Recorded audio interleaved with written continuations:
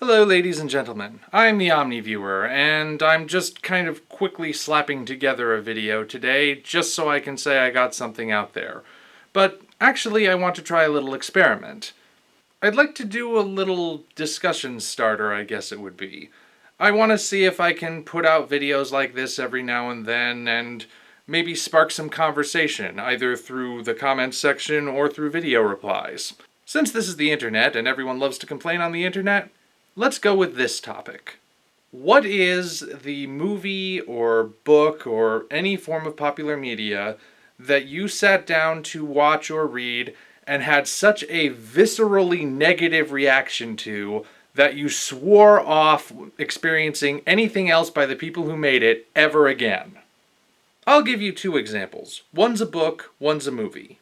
For a while, I had wanted to read the works of horror author Brian Lumley. I think that's how you pronounce his name, because I had heard he had written several Cthulhu mythos stories, and I was curious. One day I found a copy of one of his standalone books, Kai of Chem. Here's the cover art. Now I know they say you shouldn't judge a book by its cover, but darn, that is an intriguing image. How can you not be curious what this book is about? Based on the synopsis on the book jacket, it seemed like a horror-tinged version of Stargate with time travel and monsters, and it just sounded really neat and something I'd want to read. When I started, though, the book wasn't very well written. It read like it was written by someone who didn't really know much about actual proper story writing. Not to mention, it was ridiculously convoluted. Over the course of maybe 3 or 4 chapters, it went from an in media res prologue, then leapt ahead to the future, and then went back even further than the prologue to describe the origins of the main character, when it could have just told all of that linearly. I didn't give up though. I've read plenty of books that started off kinda slow but got really good by the end, so I gave it a couple more chapters. And then we hit the first horror set pieces. I don't really feel comfortable describing what happens in those sequences, but I will say this. Based on that, I can only assume Brian Lumley has severe issues with women. Like Jack the Ripper level issues with women. And it didn't shy away from the details either, which was even more disturbing. Once I finished the chapter, I put the book down, thought for a moment, and realized I did not want it in my house anymore. So I ditched it at a used bookstore, and I have sworn off reading anything by Brian Lumley ever again. If that's what he considers horror, I want no part of it. Granted, the point of a horror novel is to horrify, which I suppose it did its job in that regard, but that's just not my particular idea of what good horror is. The next example is the movie, Oliver Stone's JFK.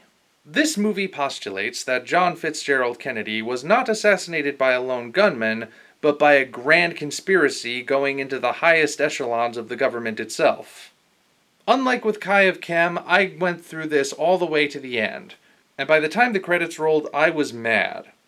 But not for the reasons Stone wanted me to be mad. Now, is there a conspiracy regarding the JFK assassination? Maybe. There are certainly a lot of unanswered questions. But of all the conspiracies Stone could have picked, he went with one that is provably wrong. Seriously, this thing went to court and the guy had no case. This is a movie I fully intend to do an atomic roast of at some point, so I can go into greater detail of just why this movie angers me so much. But if it had just been content to pass itself off as a piece of speculative fiction, I might not be as angry. But then the movie keeps insisting that it's real. It constantly puts little text reminders that this is actual dialogue and that this is all based in reality. The behind the scenes on the DVD are all about proving, despite all the evidence to the contrary, that the events within are real. I had never seen anything by Oliver Stone before, and basically, I feel that movie showed his true colors, and I have no desire to see anything else by him. Yes, I know he's one of the great filmmakers. Yes, I know I may be missing out. I honestly don't care. So now I hand it off to you guys. What movie, book, band, show, comic, whatever, was so awful when you first experienced it that it turned you off to the people who made it forever? Either leave a comment or make your own video in response, and let's get a conversation going. Until such time as we meet again, this is the Omni-Viewer, signing off.